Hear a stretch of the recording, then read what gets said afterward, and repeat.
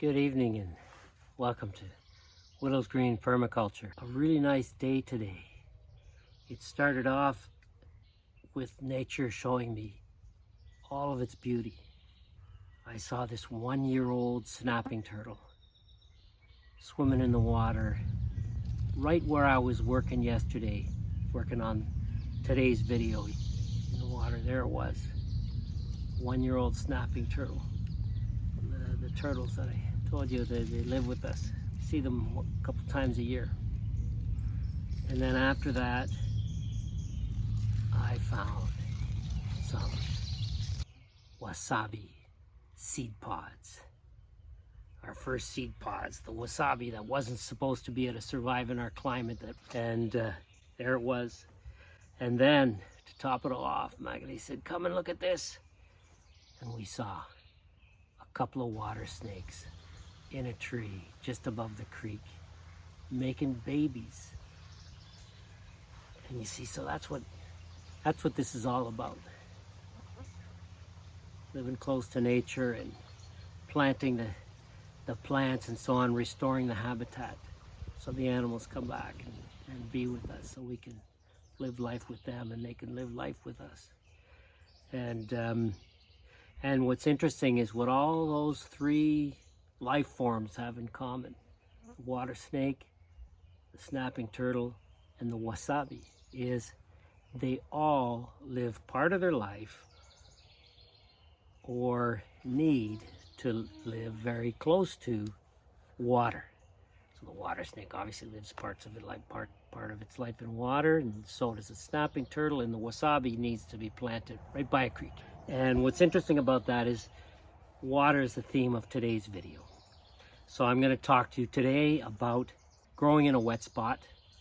Once again, using a chinampa, but I'm going to be planting it. And what's the best, easiest plant to grow in a wet spot? Well, it's sorghum. Sorghum, which has so many uses. You got sugarcane, you got grain, and it's also a soil stabilizer.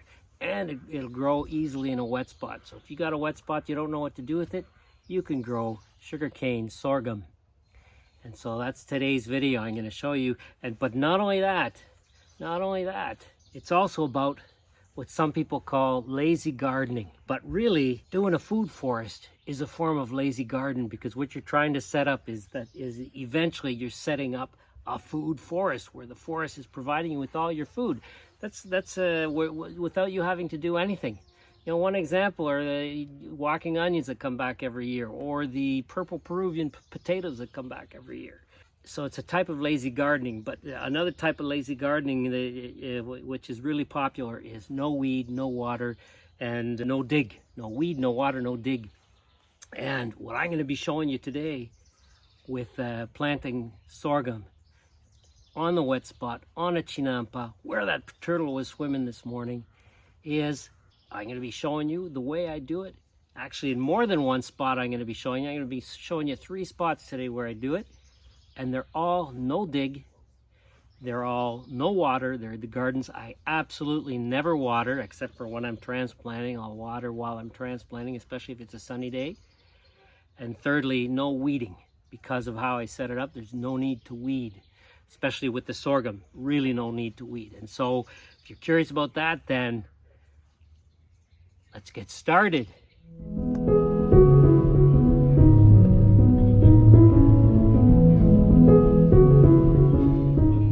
Today I am going to transplant some sorghum into my curve chinampa garden. And with that water, we created this one of our many chinampas. And this one, as you can see, has got some very tall grass growing in it, which is great because the grass helps retain the soil. You think, how are you going to get anything to grow in here? Well, I've got my sickle here. I'm going to cut this grass nice and low without obviously taking the roots out.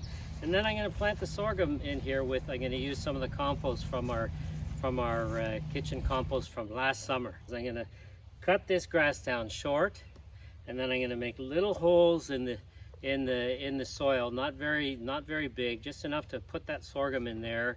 And I'm going to add the compost to the hole and on top of the hole and around the hole. And I'm probably going to add some wood chips around the base as well, just to keep some of this grass down. But the thing is, sorghum is grass, just like all this. And it's just as fast growing as all this grass. So it should be able to grow. I planted it here last year in the same way. Although now last year I might have added quite a bit of soil, not this year. This year it's just the little holes. And here, as you can see, well, here's one of the stems of sorghum from last year that I kept in, because I keep the roots of the sorghum in the soil. I'm not going to disturb those roots, because those roots are also helping retain the soil so that this curvy creek here doesn't carry the soil away.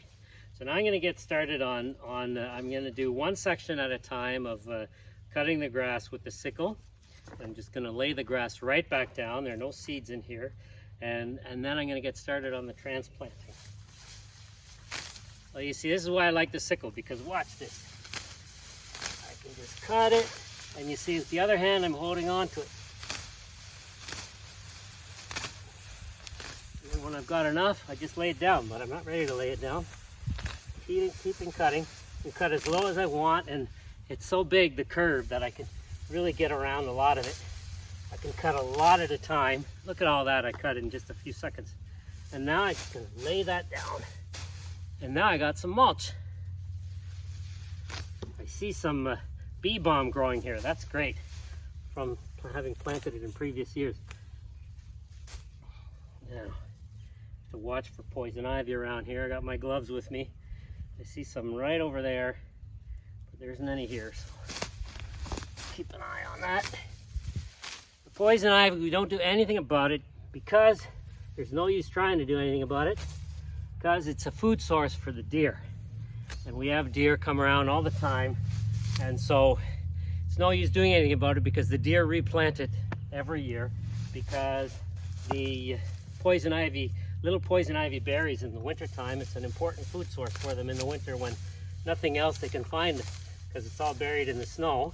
That poison ivy fruit is above the snow, so they eat it and they replant it. So, you know, it's pretty well everywhere. So we just have to be careful. But it's a native plant and it plays its role. I've had a few bouts with poison ivy. So far, not been too bad. Now, this grass is all going to grow back, but not before the sorghum's had a chance to grow a bit. Here's the sorghum I'm going to be transplanting. I've got 48,000 here. I'm going to use 24 here. I've got 4 sections that I'm going to plant in here, and in each section I'm going to put 6 cells. Each of the cells has about 6 plants in it, and I'm going to experiment. I'm going to see how they do crowded like that. I figure with all this grass growing, crowded is good. This is syrup sorghum. Normally I would call it Williams sorghum, but the seed that it comes from, that I bought, was from 2 or 3 years ago, and since then I've just been collecting the seed, and because I plant other types of sorghum like broomcorn and coral sorghum, this could be a mix. And also because I planted close to my corn, it may have some intermixing with corn in there too, because they're in the same family, they can influence each other with cross-pollination. So we'll see how they do, planting it in the long grass. There it is, some nice syrup sorghum. This is the second flat that I'm going to be transplanting. Got my wood chips, trowel, fork, my gloves in case too much poison ivy, cloth just to wipe my hands with, bucket of water here, and 6 cells of sorghum. 6 cells of sorghum. Say that 6 times. Oops. Oh no. Wood chips just fell in the creek.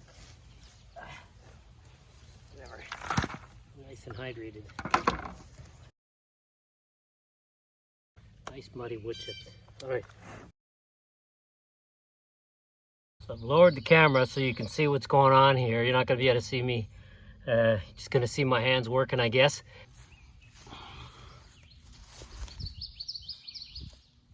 One, 2, 3, 4, 5.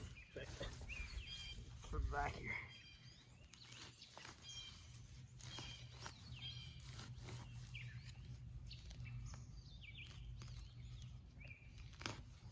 two of them. One here.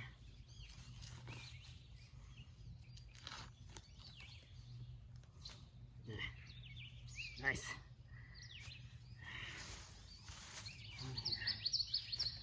Not going to plant them in the same place as the sorghum from last year because I don't want to pull the roots out. Like right beside though. Another hole. 1, 2, about this far apart each little hole of 6 plants. Third one here. Lots of grass roots.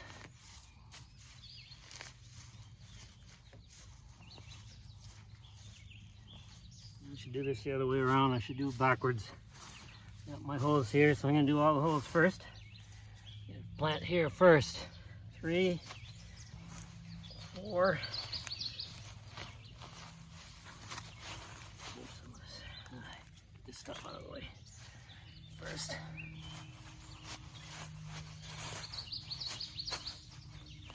You can barely see these holes. It's good. The earth is nice and moist because how many do I got here? 1, 2, 3, 4, 5.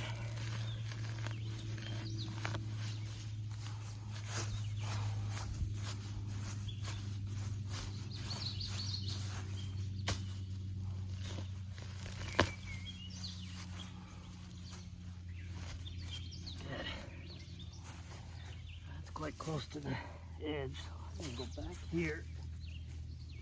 I'm gonna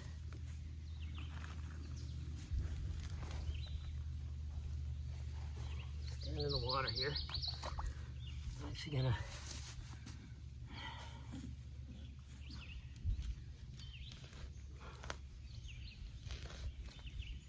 two holes over here.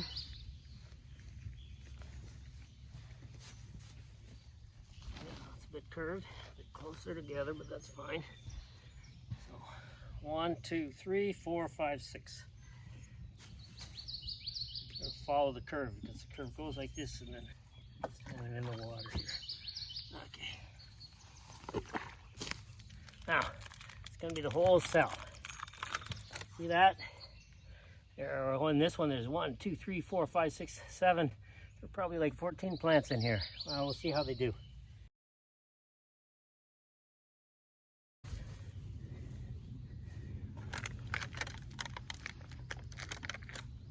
Middle's got a fewer plants, which is good.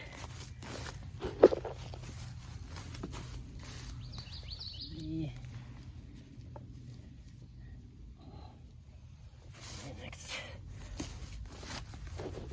That's 1, 2, 3. This is number 4.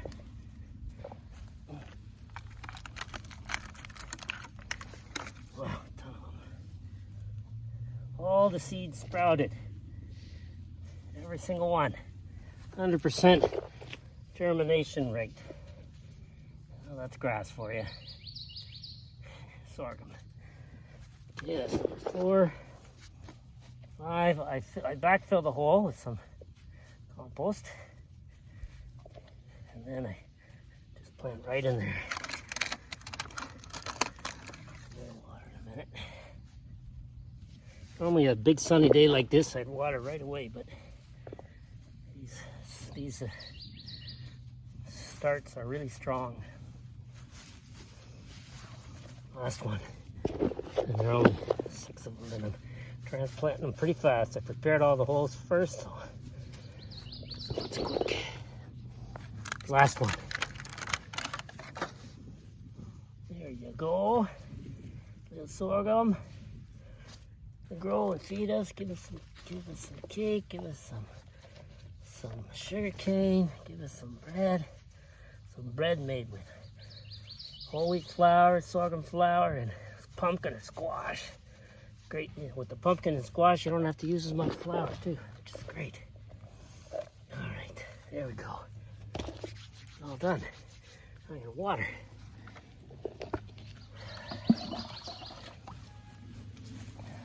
1, 2, 3, 4. If I run out of water in my bucket, well, I got some right here in the curves at my feet. 5, 6. Water. The water's going right down in the hole. Now, after I water, I see some of my compost has sort of drained a little bit down the hole. So if I have to add a bit, I will. Over here, my first one, I didn't put as much in the first ones. Also close to the edge down there, so a bit more erosion pressure maybe. That's where the sorghum's going to come in and hold these chinampa beds together. So that in the future I can put other stuff in here. I have planted, my first year I planted okra and tomatillo in here. It worked really well. Okay. All watered. Now the wood chips. The muddy wood chips. Find my gloves, which are my cloth, which is all mixed up in there. So who knows what kind of seed is mixed up in this wood chip now that because it fell in the little creek here, in my little curves of water flowing. So it's not going to look like they're wood chips. It looks like earth because they're full of mud. That's fine. Oh, there's the cloth. Oh, there's the glove. Need these gloves in case I see poison ivy where I have to dig.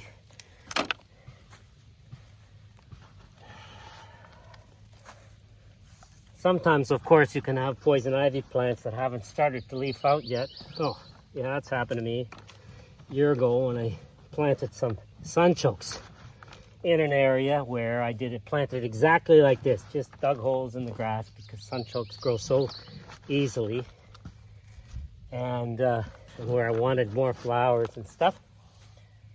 I forgot that was an area that has lots of poison ivy, but because it was early spring, the poison ivy hadn't started growing yet. But the stems were there and the roots were there, and I was digging little holes with my trowel and with my fingers in the earth. Oh boy, that was a year ago, and that was my last really bad bout with poison ivy. However, if you want to know how I dealt with that, well, I can talk. You can ask him. Maybe I'll do a video, but like I said, I don't fight against poison ivy. I just let it stay. If it's in areas where I really don't want it, I'll put a plastic bag on it. I'll cover it with a bunch of wood chips. I don't really like doing that, but sometimes I have to. Here we go. All done. Last watering. So I just finished transplanting this sorghum, and what's really great about this, and I've spoken to you about this in other videos about permaculture and food forests, it's great when you can find plants that play multiple roles. The sorghum is exactly one that does that because, first of all, it gives you two types of food. It gives you grain for bread, cakes, and so on, and cookies. And of course, it gives you seed for replanting very easily. It grows quickly. But the other thing it does, so it gives you, once again, two types of food. So that's two roles it plays. It gives you sugarcane. So it gives you sugarcane, it gives you grain. And the third role it plays is it plays a stabilizing role for the soil. So this is a chinampa, and it's surrounded by this water that's slowly meandering by. And this sorghum is going to hold the soil in place. So it plays three roles, and in fact even four, because the canes, the kind that you don't eat for sugar cane, maybe because it's another type of sorghum, or maybe it's this type, and they're just not, when they get too thick, they're not as good for sugar cane. Well, those you can use you can use them for poles in your gardens. Let them dry over the winter, and they're quite strong. So multiple roles sorghum plays. Highly recommended. Easy to grow, even in a zone 5 garden. Anything warmer, a lot easier, of course, but lots of time in zone 5. Today's May 19th, and I sowed some last week in seeds in our sun garden. Still gonna have lots of time. We got 2 rows done. I gotta go to the other side and do these other 2 rows. That one and that one. You know, I was just clearing my 3rd row here of the grass, and I realized this is a perfect example of what you would call no-dig gardening. And it's a really radical example because we're planting in some very healthy tall grass. And yet, as you're gonna see as the season goes along, it's successful.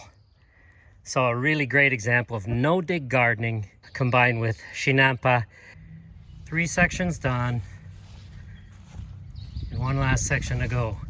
This one, I'm gonna cut down the grass with my sickle, and then before I transplant, I think I'm gonna drop the wood chips first. It's probably gonna be easier. It's a lot harder to drop a large amount of wood chips around tiny little vulnerable plants. I don't know why I didn't think of putting the wood chips first. It's not gonna be a thick layer, so it's not like I have to dig through a ton of wood chips. Last year's sorghum. I see I planted a lot fewer here last year. I videotaped the harvest of it. You can see it. I think it said, oh, I don't remember what it said. I don't remember the title. I have to check it. And here's some, and here's a whole bunch of beans too that I stayed the whole winter here. Because I'm gonna plant beans here too. Put it in sorghum. Not today though. Be careful because I've got some nice flowers here and some nice water grass here. I don't want to cut that.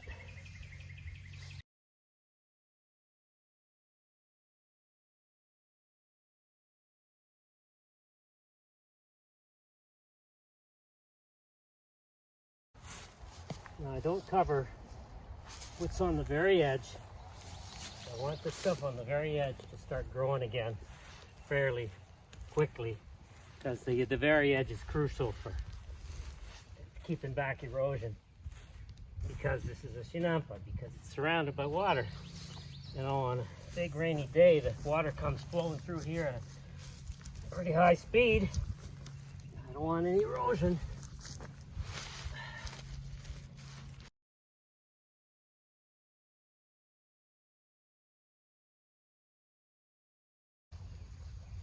Bunch of frogs here in the pond.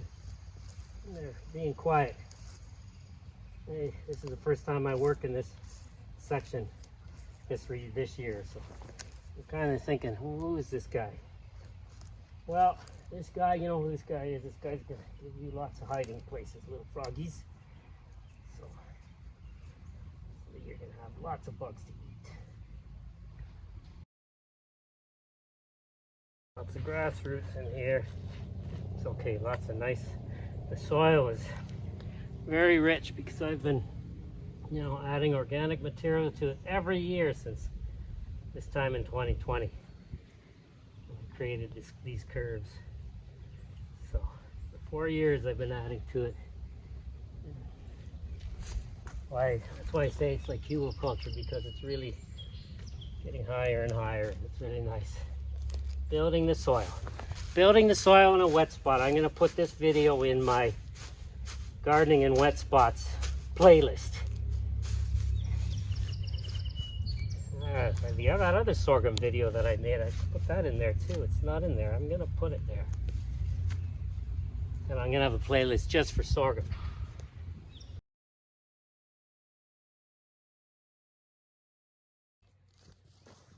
You know, while I'm here, one thing how you can tell that your plants have been good and hardened off and they're ready to transplant is when the roots start coming out the bottom. You know, and they're good strong roots coming out the bottom. If you got a ton of roots coming out of the bottom, maybe you wait a bit too long, but that's fine, you'll be fine. The other thing is, you know, you squeeze the bottom, just take it out, and if you find that it's fragile, then put it upside down like I've shown you. But these things are really strong, and look at this. These are like really ready. If this were a big, huge tree pot, I'd say that's too many roots, especially if they're going round and round and round. Call that root bound. Well, this is almost root bound, but grass, that's typical for grass. So these are really healthy and really ready to go. So here goes.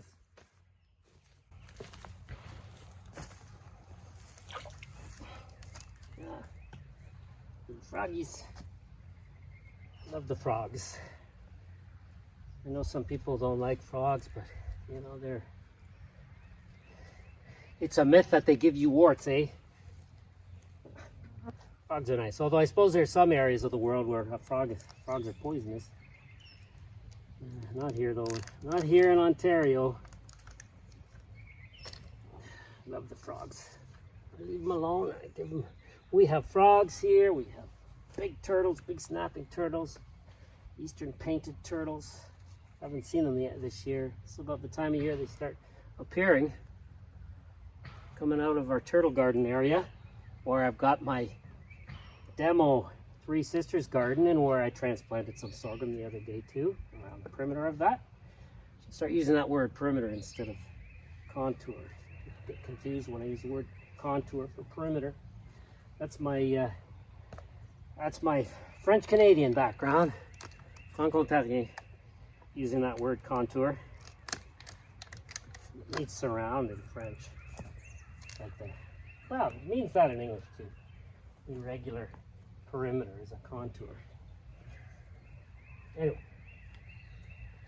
talking about the frogs. Got frogs, turtles, got garter snakes and eastern water snakes, which are both harmless. In fact, I rescued a very large garter snake from first year we had our garden because we put in a deer fence, which was a real mistake because they're lethal, those things. Everything gets caught in them. Birds, snakes, frogs, chipmunks, everything kills them. We got rid of it. And you've seen what we replaced it with. Roses and raspberries. Sage and thyme. Wormwood and yarrow. Coneflower and bleeding heart. And of course a little 4-foot fence that keeps the rabbits out. And all that other stuff keeps everything else out.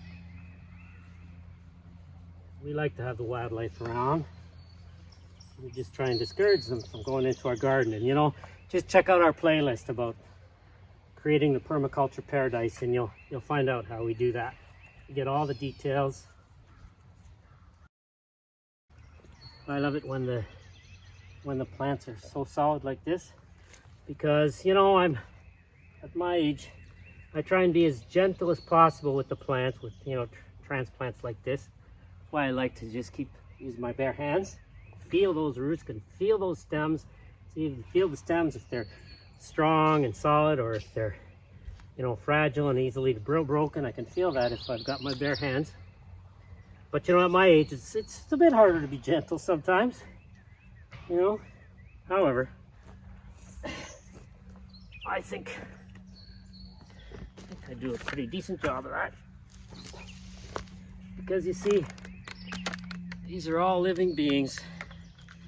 They feel, they have a will to live. As you can see when they grow.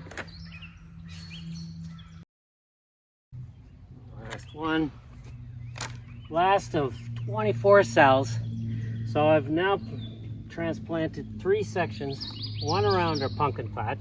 I didn't videotape that, but one around our pumpkin patch, one around our turtle garden, where the demo garden for the Three Sisters will be, and this one now. And in each section, it was 24 cells.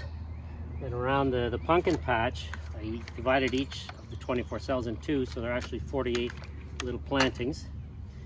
But here I didn't, and around the turtle garden I didn't either. And so I've got 24 cells left. They're going to go in the moon garden out back. That's right beside our main big huge Shinampa. The first time I plant sorghum there, last year was onions. Last year was our first real planting there, and the onions did good. Could have done better, but they did good though. I'm going to try sorghum now. I want something that grows fast, because like here, there's a lot of, they're wild gardens, so the things around them grow, and I'm not going to go weed them. I'll weed a little, but I need stuff that can grow surrounded by wild native plants, and they'll fend for themselves. And that's the idea of a food forest. Eventually it'd be great if I don't have to plant anything anymore. But reaching that goal is, you have to have patience. I think I will reach it though. Hopefully I'll reach it before I get, I don't know, too tired to work. I don't know when that's ever gonna happen. I love this. This keeps me young, keeps me healthy, keeps me feeling like I'm 5 years old, which is really nice.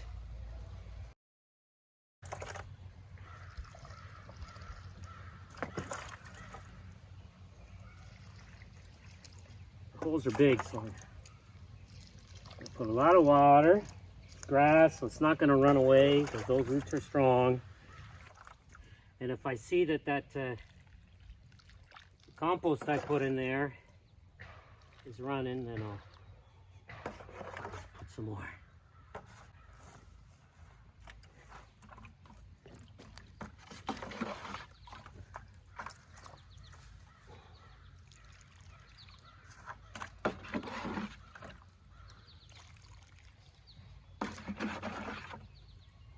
Didn't think I'd have enough water. I thought I was gonna have to take some from the pond. Well, now I'm not gonna disturb the frogs. Hey, little froggies. I'm almost done, froggies. You can come back into the sun, out of the water if you want. I'm looking for bugs. I'm sorry I took away all this tall grass, froggies, but it's gonna grow back soon enough for you. Plus, there's all these wood chips you can hide under.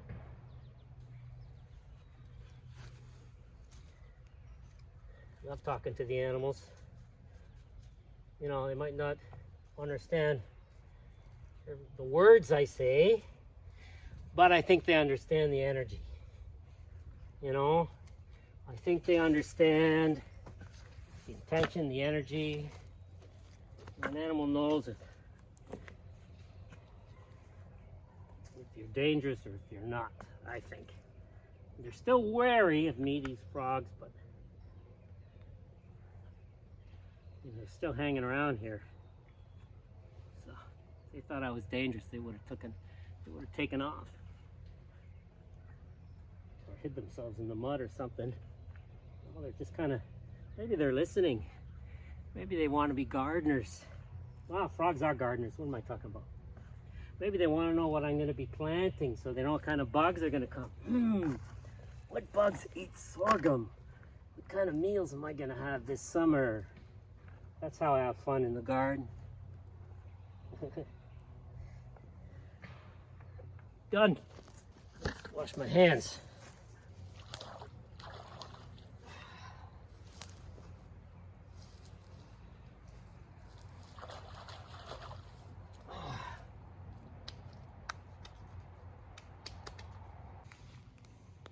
I have to add a bit of wood chips to this section. It's funny, it's the section I use the most wood chips in.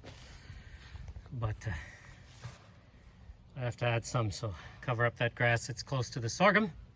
So there's the last section, and there are all the sections. All my buckets that I use as tools.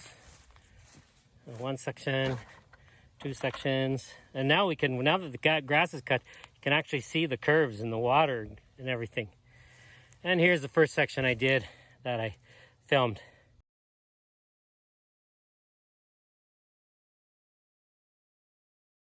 The end of the curves, well, there's still a bit of curves here. I don't plant anything in this. I have in the past, but this year I just want to leave it as a comparison to show what this sorghum was planted in.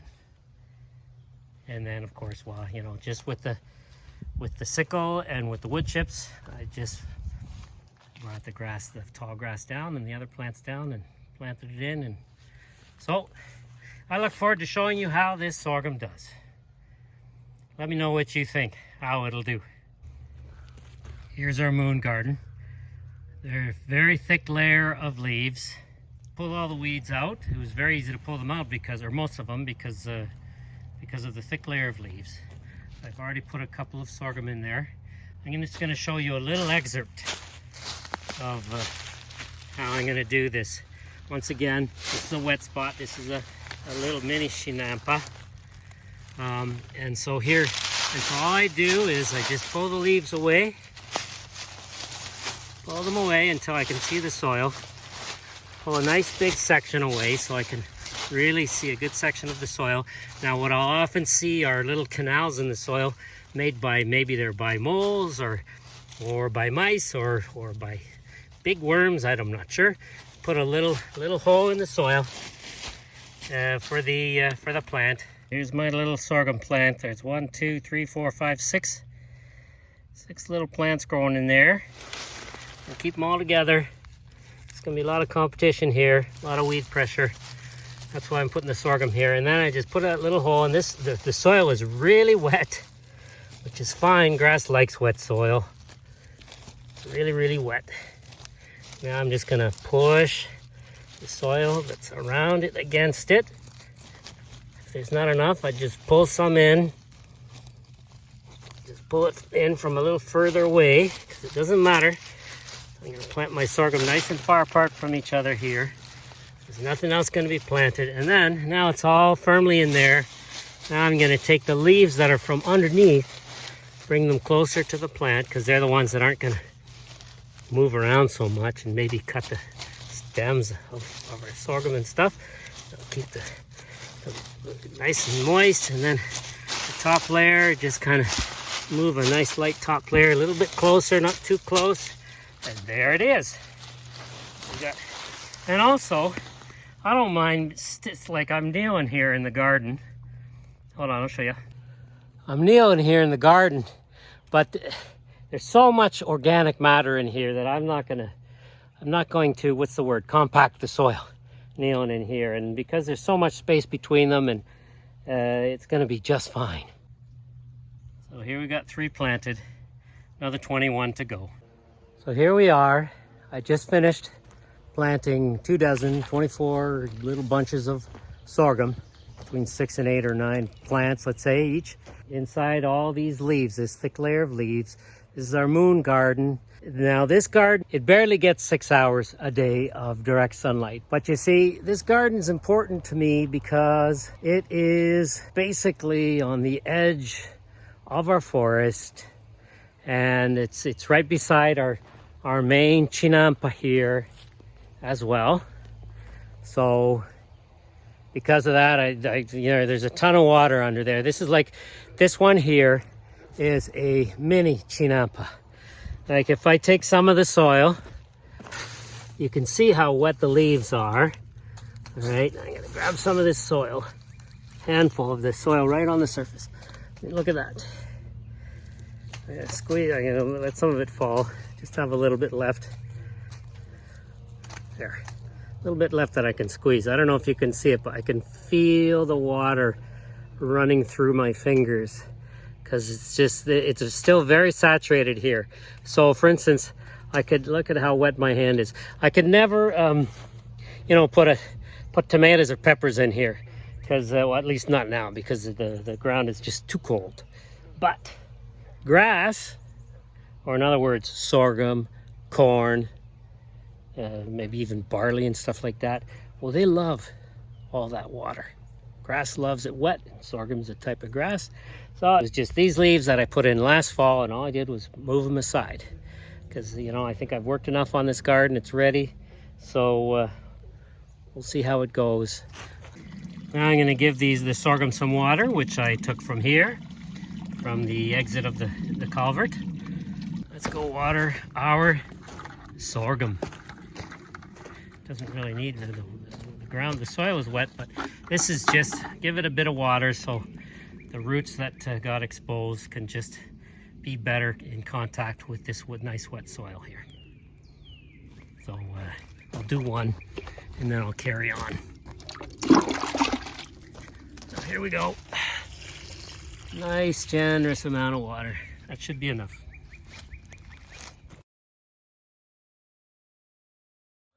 Considering this video is about planting sorghum and also working in chinampas and wet spots, I thought I'd bring you out to our Three Sisters demo garden because this is where I transplanted some sorghum around the perimeter of it several days ago.